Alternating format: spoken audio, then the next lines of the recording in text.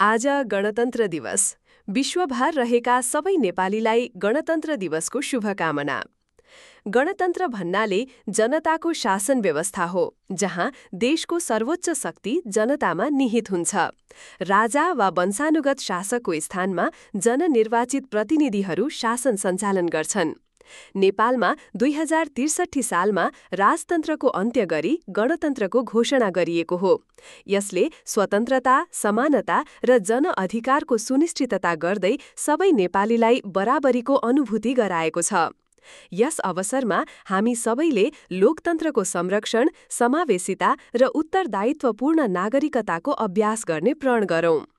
गणतन्त्र दिवसको अवसरमा प्रधानमन्त्री केपी शर्मा ओलीले देश विदेशमा रहेका सम्पूर्ण नेपालीलाई शुभकामना दिँदै गणतन्त्रलाई जनताको ऐतिहासिक विजयको प्रतीक बताएका छन्।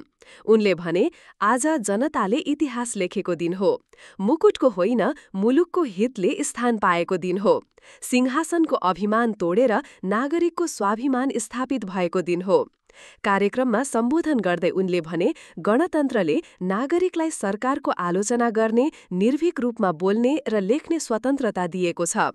पहिले जनताले सिंहदरबार र नारायण हिटी गेट बाहिरबाट हेर्थे, आज जनता त्यहाँभित्र पस्न सक्ने भएका छन्।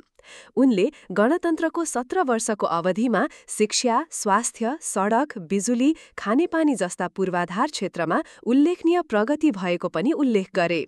250 वर्षमा नभएको विकास गणतन्त्रले छोटो समयमै सम्भव बनाएको छ, ओलीले भने।